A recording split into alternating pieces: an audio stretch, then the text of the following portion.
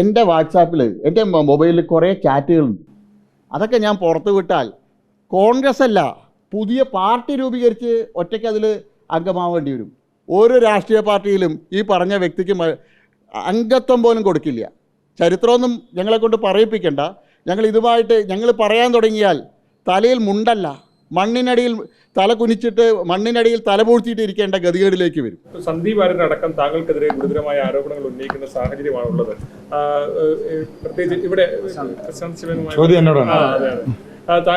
താങ്കൾക്കെതിരെ പണ്ട് തങ്ങളെ മാറ്റി നിർത്തി ഉൾപ്പെടെയുള്ള കാര്യങ്ങളാണ് പറയുന്നത്. പിന്നെ മാത്രമല്ല, ഇതിന് പിന്നിലൊക്കെ ഇന്നലത്തെ അവന്തികമായി ബന്ധപ്പെട്ട പ്രശ്നങ്ങളുടെ ഗൂഢാലോചന താങ്കളാണെന്നും പറയുന്നു.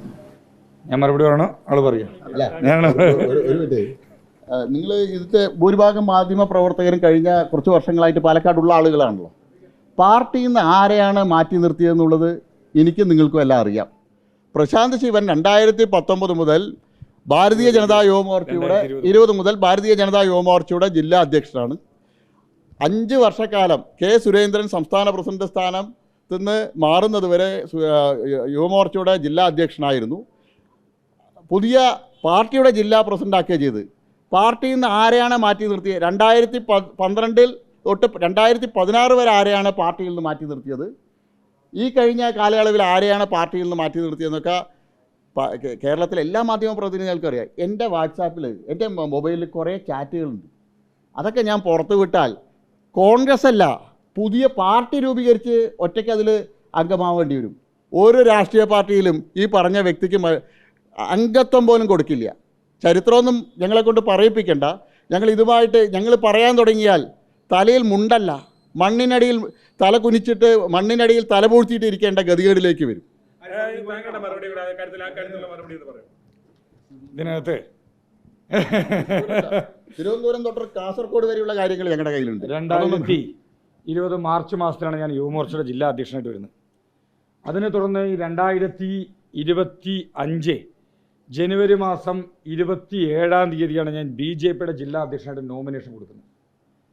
2020 മാർച്ച് മാസം മുതൽ 2025 ജനുവരി 27 വരെയുള്ള ഏത് പീരീഡിലാണ് യുവമോർച്ചയിൽ നിന്ന് എന്നെ മാറ്റി നിർത്തിയെന്ന് ആൾ അറിഞ്ഞുകൊള്ളാം. കാരണം ഞാൻ അറിഞ്ഞിട്ടില്ല എന്നെ എപ്പോഴാണ് യുവമോർച്ചയിൽ നിന്ന് മാറ്റി നിർത്തിയെന്നുള്ളത്. ഭാരതീയ ജനതാ പാർട്ടി അറിഞ്ഞിട്ടില്ല, ഞാനും അറിഞ്ഞിട്ടില്ല. പുള്ളി ഇനി പുതിയ എന്തെങ്കിലും സംഭവങ്ങളിൽ നിന്ന് എന്നെ മാറ്റി നിർത്തിയാണെന്നുള്ളത് എനിക്കറിയില്ല. പിന്നെ അവന്തികയുടെ വിഷയവുമായി ബന്ധപ്പെട്ട് വളരെ കൃത്യമായ വിവരങ്ങൾ ഇന്നലെ നടത്തിയ പത്രസമ്മേളനത്തിൽ തന്നെ വളരെ കൃത്യമായി തന്നെ അതിനകത്ത് വിശദീകരണം നൽകിയിട്ടുണ്ട്.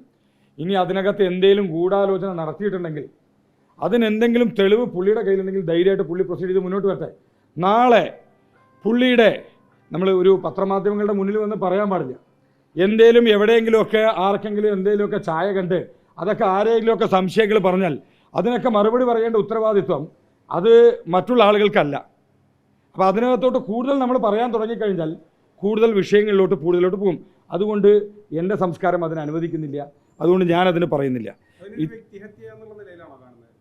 അല്ല, സന്ദീപ് തൃശ്ശൂരിനകത്ത് ഇപ്പോൾ എടുക്കാൻ ചെറുക്കായിട്ട് അയാൾ എന്തൊക്കെയാണ് അവിടെ പോയിട്ട് പറഞ്ഞിട്ടുണ്ട്.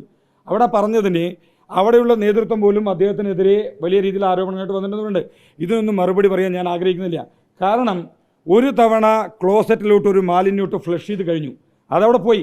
വീണ്ടും വീണ്ടും ഫ്ലഷ് ചെയ്തുകൊണ്ടിരിക്കേണ്ട ആവശ്യമില്ല. ഇതിനകത്ത് ഒരു മറുപടി അയാൾ അർഹിക്കുന്നില്ല. ഞാൻ അതിനോട് പ്രത്യേകിച്ച് വേറൊന്നും പറയാനായിട്ട് ആഗ്രഹിക്കുന്നില്ല. ഞങ്ങളുടെ മുൻ സംസ്ഥാന അധ്യക്ഷൻ പറഞ്ഞല്ലോ, ചില ആളുകളോട് ഗുസ്തി പിടിക്കരുത്, നമ്മുടെ ദേഹത്ത് ചെളി പുരളും, അവർക്ക് അതൊരു ഹരമാണ്. അത്തരം ആളുകൾക്ക് മറുപടി പറയാനില്ല.